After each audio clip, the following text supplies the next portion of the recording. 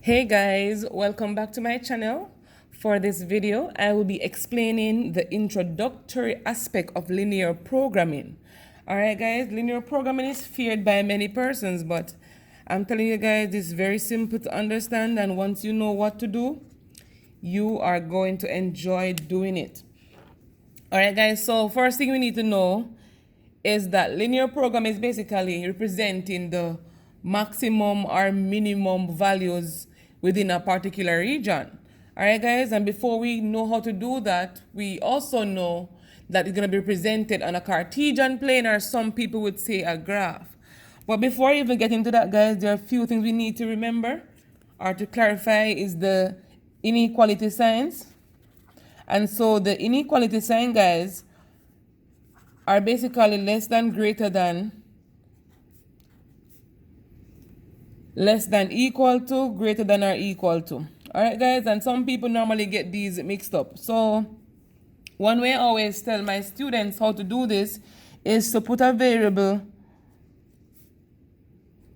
beside them and you'll know what it is basically saying. So for this one, x is greater than whatever number would come at the end of that side. And so we know that this side represents greater than sign. Alright? And this sign, x is less than, and so this sign would be the less than sign. And this sign is similar to this one, only thing has the equal sign below it. So this sign is going to be greater than or equal to. Okay, and this sign again is similar to this one, so it will be less than or equal to. So guys, we need to know the signs and what they represent. After understanding these signs guys, we need to know if I should draw a graph, how will I be representing this? Will I be using a broken line or a solid line? And so guys, we have to know how to do this on a graph paper as well. And so for greater than, so for the less than or greater than sign, we use broken lines to represent these regions. This is telling you whatever number you have, let's say x is greater than 4, numbers greater than 4 will be like 5, 6, 7. That means the number here, the face value you are seeing right here, is not a part of the solution. And so that is the reason why we use broken lines. And similar to x, if x is, wow, this x looks funny, but okay, if x is less than 3, we know we're going to be 2, 1, 0, back to negative infinity. And so we know that this face value 3 will not be a part of the solution. And so using broken lines, guys, you're basically explaining that aspect. So less than, equal to, greater than, equal to, we use solid lines. And so guys, these solid lines tells us that the whatever answer, let me say, whatever face value you are seeing is a part of the solution. For example, guys, this one, it says x is greater than or equal to 5. The equal to here tells you that 5 is also a part of the solution, and so 5 is in the answer. All right, guys, and so we need to know this aspect. Another thing we need to know, guys, is where do we shade on the Cartesian? All right, guys, and so if you have your Cartesian or your graph paper, or some persons will say graph, doesn't matter, the same thing. So we need to know where to shade. All right, guys, and knowing where to shade, we only shade, that's what I normally tell my students, when y is equal to a constant. For example, y is equal to 3, y is greater than 4, y is less than 5. So we shade when y is equal to b, and this b can be any real number. All right, guys, then another time is going to be when x is equal to a, and a here is also a constant, so x could be equal to 3, x could be greater than, not greater than, less than 1, or x can be greater than 0. And so here, guys, we shade in these aspects. Another time we need to know how to shade, guys, is when it's in the form y equal mx plus b. That means you're given two variables in the particular equation. So normally we use y and x when doing linear, graphs or linear line or linear equation, you want to call it. But guys, once we have two letters in it, x and y, we have to ensure that y is the subject. Because the general form of a line is in the form y equal mx plus b. And so if x, for example, you had x is equal to y over 2. Right here, I could find values of x that would give me this.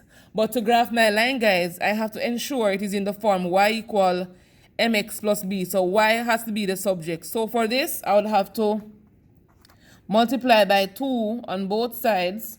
So y is equal to 2x. Or you want to rewrite it like that, doesn't really matter. But you have to ensure that y is the subject. Alright guys, and so many times the students will normally confuse this. But guys, we have to ensure that we know how to draw a line or to draw a line shading that particular region. So let's get a prime example here. What if we had this one to solve? To represent on the line x equal 3. So we know that this is the x-axis, right?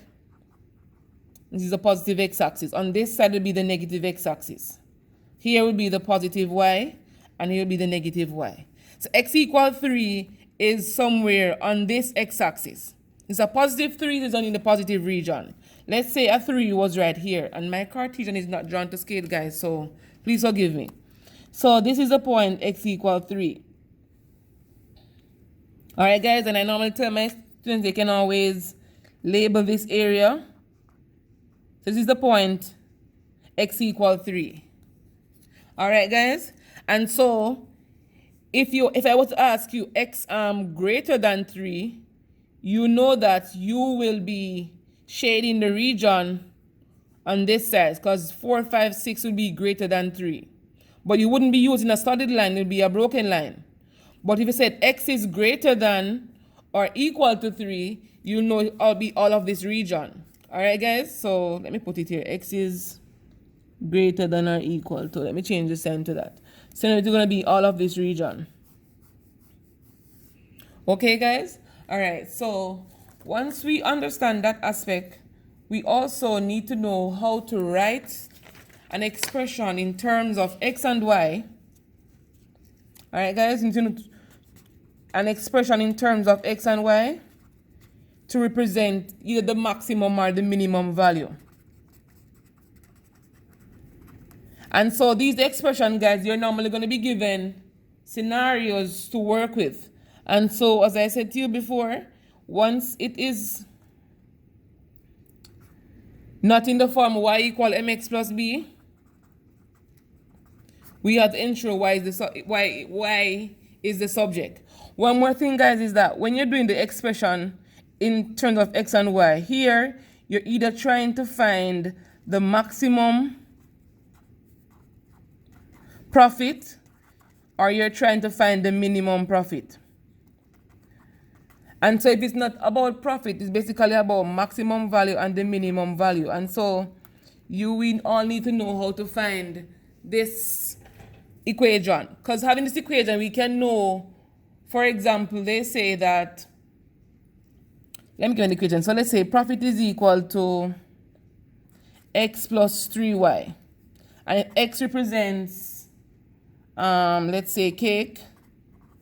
And y represents, let's say, bun. I know that if the profit on the cake is, for example, $1 and the profit on the bun is $3, if this person, $1 will be right here. If this person sold 5 cakes and if this person sold 1 bun, what would be this profit? We know that cake represents x, so it's going to be 1 times 5 plus 3, and y represents bun. He only sold 1 bun, so you put it there. And we're not going to be all about money. So 5 cakes and 1 bun would be a profit of 5 plus 3, a profit of $8. You see, guys? And so also this helps us to identify loss as well. But in most cases, guys, it's all about maximum and minimum profit or maximum minimum values. So let's get into a question where you ask to write the equation of the line. Let's go, guys. Not equation, the expression. I'm sorry, the expression for the maximum or minimum value.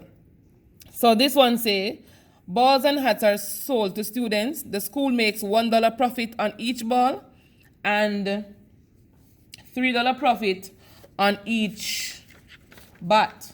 Here we're asked to write an equation in terms of X and Y to represent the profit made. And right up here,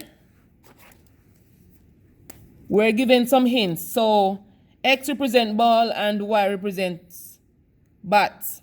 So we know that for ball, it's a $1 profit for each of them.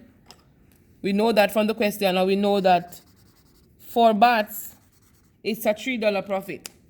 All right, guys, so to write this equation, we're going to say P. So P is equal to, so it's $1 on each ball, and ball represented by X. So it's going to be X, or you want to say 1X, it doesn't matter. 1X plus $3 on each bats, and bat represent Y, plus 3Y.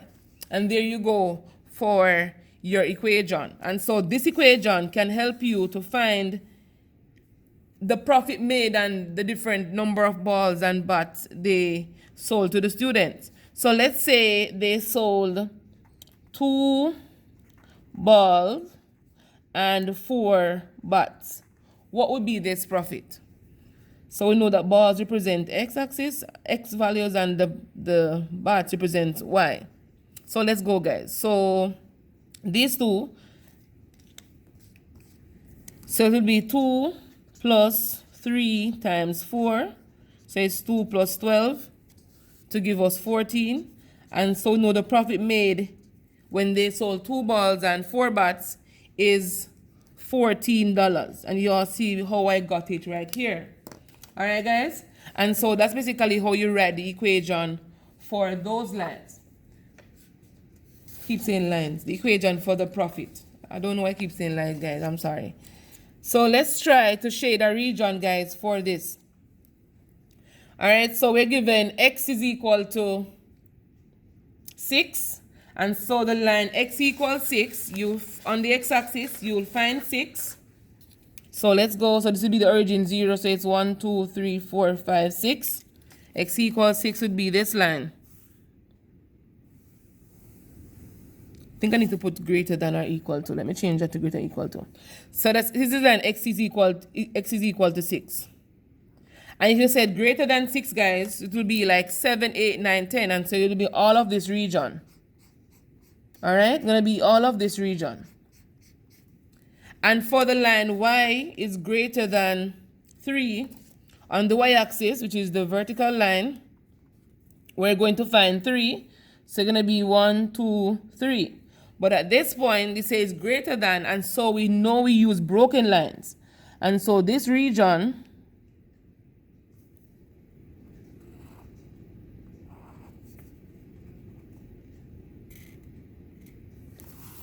that's the line y equal 3, but greater than 3 will be everything above that line, and so it will be all of this region, guys. I'm going to shade it in a different color so you can see. And so all of this region represents y greater than 3. And you can see here I use broken lines to represent that region. And so if you want to, you can always label the lines and it is just fine. All right, guys, so I hope you understand the introductory part of linear programming. On the next video, I'll be going into details with it. We're given questions and we're asked to graph each inequality, and we're asked to represent the expression for either profit or loss in terms of X and Y. All right, guys, thank you very much for watching.